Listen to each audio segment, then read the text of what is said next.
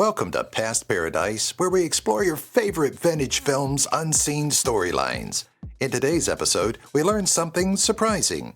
Anne Bancroft wasn't initially cast as Mrs. Robinson in The Graduate. We'll examine Bancroft's famous performance's unusual casting process, including why other Hollywood luminaries were overlooked. The Graduate resonates in 2024 because of its outspoken critique of societal conventions and Simon & Garfunkel's unique music. Stay tuned as we uncover these amazing truths and honor this cinematic masterpiece. Here's to you, Mrs. Robinson, and to all the compelling tales that make great films timeless. Not so different in age.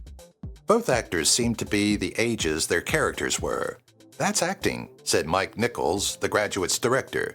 He wasn't simply praising his cast. He was referring to the strange difference in the age gaps of the actors compared to those of the characters. Benjamin and Mrs. Robinson were supposed to be a whole generation apart, with the heart of the plot being the relationship between a naive college man and an older married woman. However, Dustin Hoffman and Anne Bancroft were only 6 years apart, aged 29 and 35 respectively. Strangely, the movie makers sought to compensate for this lack of age difference by choosing a much older actor to play Mr. Robinson. It's an age-old enigma of Hollywood that women will often be cast to play characters older than their real age, while men will be asked to play young roles much longer into their careers. No first names. Another way the movie highlights the generation gap, which is at the core of its meaning, is by its use of names. Only Benjamin and his friends, who make up the younger generation of the cast, are ever referred to by their first names. Everybody else, Mr. or Mrs. Benjamin, doesn't even use Mrs. Robinson's first name. This clear divide between the old and the young, or the establishment and the new ideas, makes the movie work so well. Here's to you. Mrs. Robinson wasn't the original subject of the famous song of the same name by Simon & Garfunkel.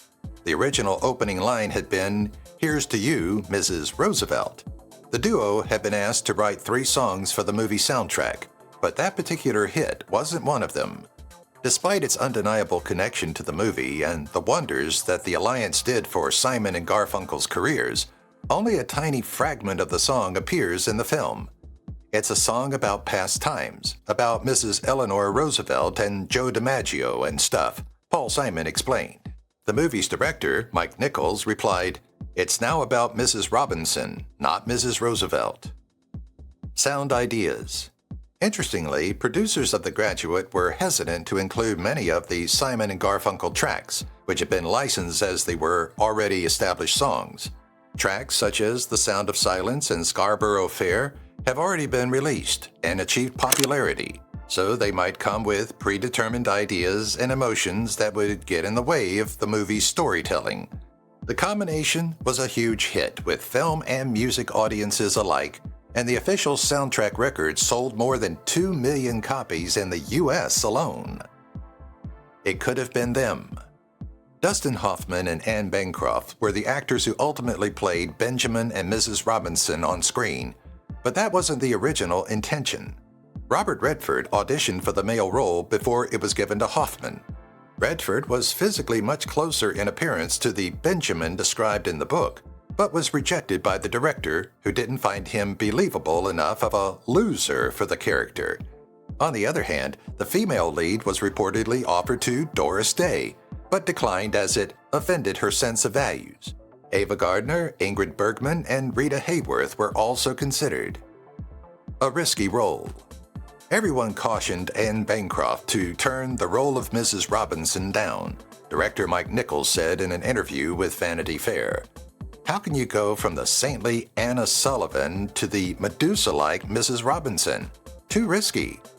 Bancroft's Oscar-winning role as Annie Sullivan in The Miracle Worker established her as an accomplished and wholesome actor, and many people thought playing such a controversial and seductive character as Mrs. Robinson might be bad for her career.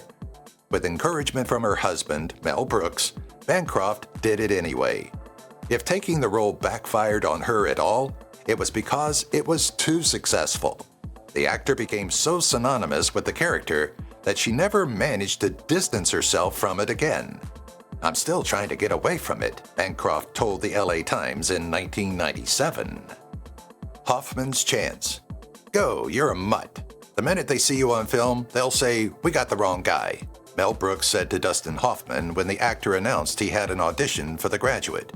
Brooks wanted Hoffman to take a smaller part in his project at the time, The Producers. Hoffman said he was keen but wanted permission to audition for The Graduate first. Brooks knew the script for The Graduate. After all, his wife would play the female lead, and he believed Hoffman had no chance of being cast. Almost mockingly, he granted the actor permission to take the audition. The last laugh, however, was Hoffman's. "He called me back 2 days later," admitted Brooks, "and said, 'They want me.'" Hoffman's career exploded after the movie. The Wrong Look. In the original novel on which The Graduate is based, Charles Webb describes the lead male character of Benjamin as a tall, handsome Californian wasp, more or less. Dustin Hoffman was born in California, but the similarities end here. Hoffman is Jewish, and his heritage is from the Eastern European countries of Romania and Ukraine. Most significantly, however, he is not tall. Hoffman stands at just 5 feet 4 inches. Physically, Hoffman's casting as Benjamin was a huge departure from what was expected, but it paid off. Buck Henry, the movie screenwriter, suggested that Hoffman had changed the whole dynamic of what was considered handsome in Hollywood. "A whole generation changed its idea of what guys should look like," he argued. "I think Dustin's physical being brought a sort of social and visual change, in the same way you talk about Bogart." Leading Man Legacy. The success of Dustin Hoffman in The Graduate helped to move thinking away from repeatedly casting classic Hollywood hunk-style leading men such as Robert Redford. While modern movies employ a range of star actors, you can still see that legacy today. Hoffman's success opened the door for modern greats like Al Pacino and Robert De Niro to stars of 2021 such as Adam Driver. Hoffman's career has brought an endless list of classic performances, including starring roles in Death of a Salesman, Rain Man, and Sleepers. But it is the doors he opened for other actors that mark the real legacy of his career. A New Way. It wasn't just how leading men were expected to look that Dustin Hoffman's performance in The Graduate challenged. Hoffman and Mike Nichols introduced new ideas about acting itself to Hollywood. Hoffman was a stage actor, not used to the movies, and his performance was more nervous and subtle than cinema audiences were used to seeing. Nichols allowed the camera to focus far more on Hoffman's facial expressions and, in many scenes, did away with dialogue completely. The scene's emotions came through so brilliantly that it made other actors and directors question their techniques. Camera angles. Though he would go on to have a 40-year career in the director's chair, The Graduate was only the second movie Mike Nichols had ever been responsible for. His next movie, Catch-22, was one of the most ambitious book-to-screen conversions ever attempted and required a huge amount of creative thinking. But that willingness to experiment was not absent in The Graduate. Despite the movie being, at its heart, a romantic comedy, Nichols refused to play it safe and took a lot of risks with unconventional shots and angles. A brave thing to do for a director just establishing themselves, but it paid off. That montage. After Benjamin first sleeps with Mrs. Robinson, the movie's editing takes a strange turn. A montage showing Dustin Hoffman, as Benjamin, moving from Mrs. Robinson's bed to floating around a swimming pool and then back to being with Mrs. Robinson. Not a word is spoken, and the Simon & Garfunkel track, The Sound of Silence, plays clearly in the images. The montage feels more like a cutaway to a music video than a conventional movie sequence, especially for a film made in the 1960s. It has so much of the essence of modern music videos about it that some claim it acted as an inspiration for bands to make their promos in that style in the first place. Underdog victory. The Graduate cost $3 million to make and earned over $100 million at the box office in the U.S. alone. On its release, there were, according to film critic Hollis Alpert, lines extended around the corner, down the block, much like those at the Radio City Music during holiday periods. This was despite the movie being based on a barely known book and adapted by a debut screenwriter and a novice director. The film wasn't even held up by its cast. Anne Bancroft was well known, but Dustin Hoffman was an off-Broadway theater actor nobody had heard of. It should have been a minor hit at best, so becoming one of the most successful films was a bit of a shock. All-time great. The Graduate wasn't just successful from a low-budget point of view, nor did it simply exceed the expectations of its studio. It became an absolute phenomenon. After its release, the movie shot to the top of the box office charts and quickly became the third highest-grossing movie ever. Even today, when its earnings are adjusted for inflation, The Graduate is number 23. That's higher than giants like The Godfather and Forrest Gump, and only one place behind Indiana Jones and the Raiders of the Lost Ark. Inspirational success. A new freedom settled into Hollywood after The Graduate. The fact that the film succeeded against the established wisdom taught studios to think differently about which movies they commissioned in the future. Charles Webb's original book was overlooked because it was neither popular nor critically acclaimed. The project was taken on because one man, the producer, Lawrence Terman, decided to take a chance and buy the rights using his capital. The way the risk paid off inspired other movie makers to take similar chances, a huge change in Hollywood thinking. Precious glass. In the middle of a take, I hear screaming, Dustin Hoffman said in an interview looking back on the filming of The Graduate's famous climactic scene. And it's the Reverend, and he's screaming, "Stop, stop, everybody out." That's it, everybody out. There had already been a few incidents during production that day inside the United Methodist Church at Laverne. It had been so hot that Anne Bancroft had fainted, and Hoffman had come close himself. The Reverend's horror came when Hoffman began hammering at the glass on the church's balcony in an attempt to attract attention and stop the wedding going on below in what would be one of the most memorable scenes of the movie. What Hoffman didn't know was the glass was precious and irreplaceable. To appease the Reverend, Hoffman opened his fists and began tapping the glass more lightly with his palms. The original Cougar. Romance and sex have been inseparable from movies since they were first conceived. Even through the harshest periods of censorship, carnal matters were never buried far under the surface. The Graduate, however, approached the topic from a new angle. In the 21st century, we use the term cougar to describe an older woman who seduces younger men, but in 1967, it was a much less familiar idea. The portrayal of it was so groundbreaking that Mrs. Robinson is still universally understood as a synonym for cougar today. College tour.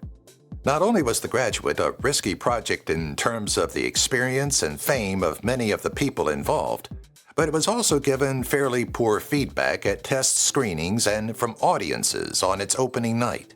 A plan was needed to promote the movie, and Joe Levin, one of the producers, suggested a college tour.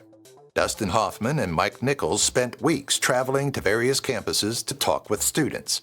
Nichols became frustrated as students repeatedly asked him why he hadn't made a movie about the Vietnam War, which was going on at the time. Hoffman, on the other hand, benefited greatly from the tour. The studio paid him an additional $500 a week, which totaled more than his original acting fee. Walking tour. Residents and visitors to cities like LA, San Francisco, and New York might be used to finding themselves on walking tours of famous movie locations, but how many people can claim the same of their college campus? Thanks to The Graduate, the campus at UC Berkeley runs regular and very popular tours.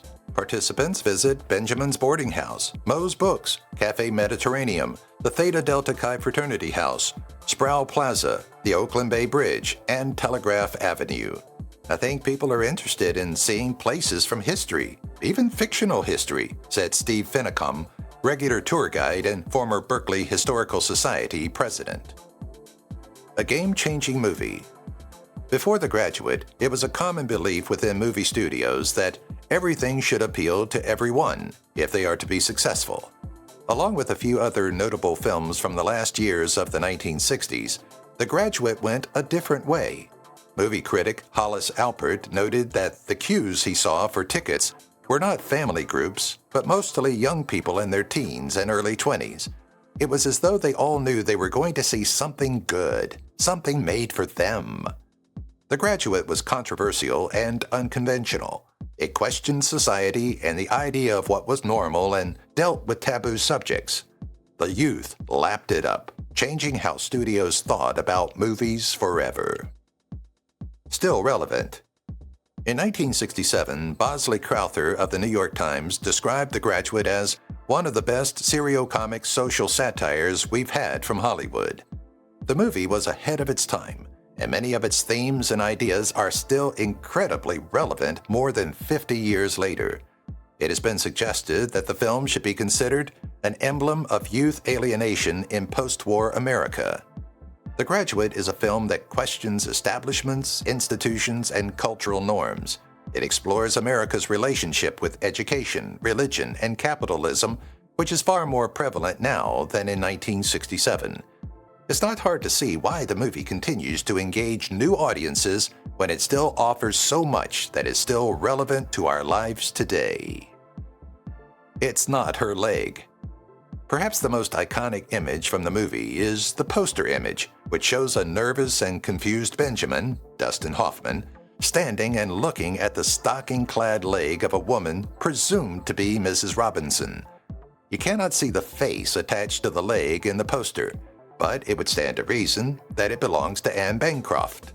The leg in the picture belongs to the then unknown actor named Linda Gray, who received no credit in the film. She did make up for it, though. In 1978, Gray was hired to appear in the show's premiere, Dallas, in which she would play Sue Ellen Ewing for over a decade. $4,000 paycheck. Though it's hard to imagine it now, Dustin Hoffman was barely known and flat broke when he worked on The Graduate, and he almost blew the job before it started. Hoffman was told that if he auditioned, he would have to sign a multi-movie deal with the studio. "They're going to tell me what movies to be in?" Hoffman asked. "No one's telling me what to do." As a result of his refusal, Hoffman's pay was minimal for the movie. Though his gross paycheck was $17,000, he returned home with just $4,000 after expenses and tax. He put $3,000 in the bank and filed for unemployment. Assault on set. "Don't you ever do that to me again," Catherine Ross screamed at Dustin Hoffman on set. "How dare you?" Sorry, replied Hoffman. "I was just trying to get us relaxed." The actor had pinched Ross's left buttock. Also on set, in a moment that made it to the scene, Hoffman placed his hand on Anne Bancroft's breast. To the audience, it looked scripted, but it wasn't. Director Mike Nichols had told Hoffman to do it, but neither man had asked Bancroft or told her it would happen. In the 50 years since the making of The Graduate, the common understanding of consent and the acknowledgement that what might have previously been considered seduction could have been abuse places a dark and controversial shadow over the movie, as with so many other works and events of the era. Famous final scene. Whether you have seen the entire movie or not, it's almost certain that you will recognize its final shot. It's been homaged and parodied countless times and is considered one of the finest closing shots in cinema history. After running out on her wedding, Elaine sits beside Benjamin at the back of a bus. At first, the couple laughs and jokes, excited about their future together. But the smiles slowly ebb away as the reality of their situation and their nerves start to take over. The scene says so much in such a simple way and has barely been rivaled in the 50 years since it was shot. If you've watched the video till here, that means you've enjoyed the video. Subscribe. Don't forget to turn on the notifications bell icon